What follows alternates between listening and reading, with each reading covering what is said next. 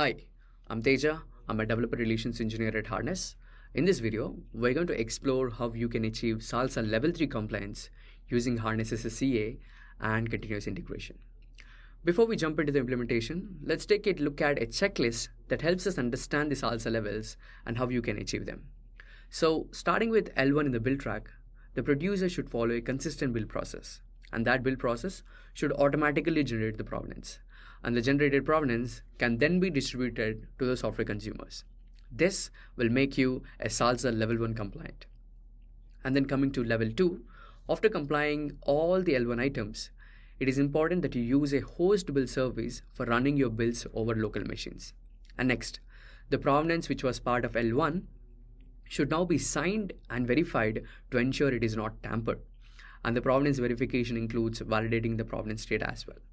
And now coming to L3, complying with all the L2 items, you should be using a hardened host infrastructure to run your builds. What it means is that the build platform should be isolated and should prevent runs from influencing one another in all the aspects. This will make us a complete SLSA Level 3 compliant. And now, let's take a look at how you can achieve each of these using Harness. So what you see on screen is an existing Harness pipeline with two stages, build and deploy. So we are in build stage, and as you can see, the execution which has a single step, and this step is responsible for building my code base, generating an artifact which is an image, and pushing the image to the Docker. And now, let's look at how we can make this complying to SLSA Level 1, Level 2, and Level 3. So the first step, let's get into the overview and find the option which is SLSA Provenance and toggle this. Right at this point, you're pretty much compliant to SLSA Level 1. So by enabling this, the Harness platform will generate the provenance, which includes the details of the build platform, build process, and all the top level inputs that are involved in building the artifact. And then the next, as you see, you have an option to give the private key and a password. And this is where you are entering into the SLSA Level 2. By giving the private key and the password, the Harness platform will not only generate the provenance, but also sign the provenance with the given keys. So this will ensure that the provenance will always trustworthy and tamper-proof. So you can just give the private key and password. I've just created them using cosign.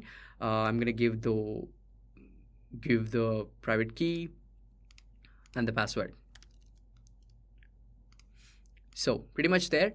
And now let's get into the infrastructure. So here you can see the options to choose your infrastructure for running your builds. So make sure you do not choose local for running your builds. It should be always a host build. It can be Kubernetes, cloud, or VMs or anything, but make sure you do not choose local. But in my case, I'm going to go with cloud. The reason is for me to be an L3 compliant, my builds should be hardened, which means they are always isolated and the runs are always executed in isolated environments. And if your infra is evident that are hardened and isolated, you can go with your options. In my case, I'm going to stick with cloud. So I'm going to choose the operating system, which is Linux, and the architecture. So continue. So now we are done with generating the provenance and attesting it with the keys. Let's look on to the verification side. So which we are doing in the deploy stage, but we can also do the verification part in the build stage as well. It's pretty straightforward. You can just click on the add step and then search for SLSA, and you can see the SLSA verification step. Let's do this in the deploy stage. So get into the deploy stage, and for you to use the SLSA verification step in the deploy stage, you should be doing it inside a step group. So click on the step button and then add step group. You can name it as SSCA, and then you can enable the container-based execution. Choose your cluster, apply selected, apply changes. Pretty much there.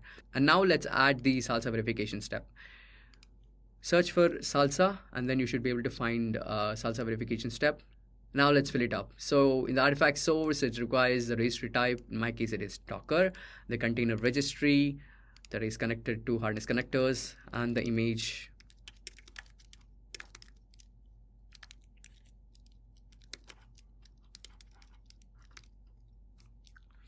And the tag. Yep. So now here, this is where the verification happens. The verification of the attest the provenance. So the signed provenance, it requires a public key to verify the attestation. So you can just give the cosign public key that you generated.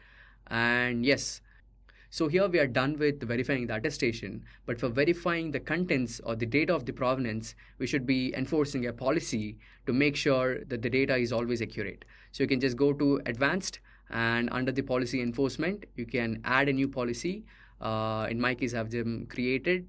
So you can just go for SLSA verification for buggy app. You can choose that. Inside that, I have a policy which we will just look in a minute, and then just apply changes. So here we are, and you can just click on apply changes. So what happens here is, in an overall view, in the build stage, you are generating the provenance and attesting it. And then in the build process, this step will not only generate the provenance, but also it will push the attestation to my Docker repository. And now in the verification part, in deploy stage, the verification step will take that attestation from a repository, and that's the reason why it is taking my image. And then with the public key, it verifies the attestation, and right after the attestation verification, it enforces the policy, which we have just configured here. So yeah, let's look at the policy now. So here is the policies, which is checking two things. One, the artifacts repository URL, which is this. It is making sure that the provenance has the same URL, and also the branch, which is going to be main. Yeah, you can do many things with the same policy. You can also check who triggered the build and many other things that are involved in the build process.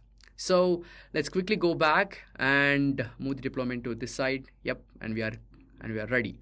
Let's save this and run it. So the branch name is main, and for the deployment, I've given my primary artifact and run it.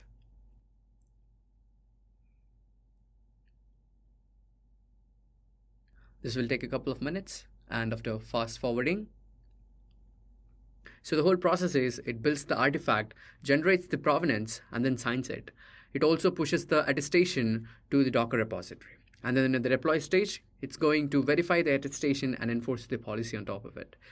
So to view the provenance, you can get into the supply chain tab, and then you should be able to find a provenance for your artifact. So this is my artifact, and then I can download the provenance from here. So pretty much, so this is my provenance. And then you can also check your repository. You can see that there is an image and the attestation here in 4 minutes ago. So pretty much it, that's how you achieve SLSA Level 3 compliance using Harness. And to have a complete overview of the process, you can get into the documentation under Comply with SLSA, the overview. So here you have the whole process of how it works, the SLSA generation and attestation, and the SLSA verification. Awesome. Thank you so much, and see you in another video.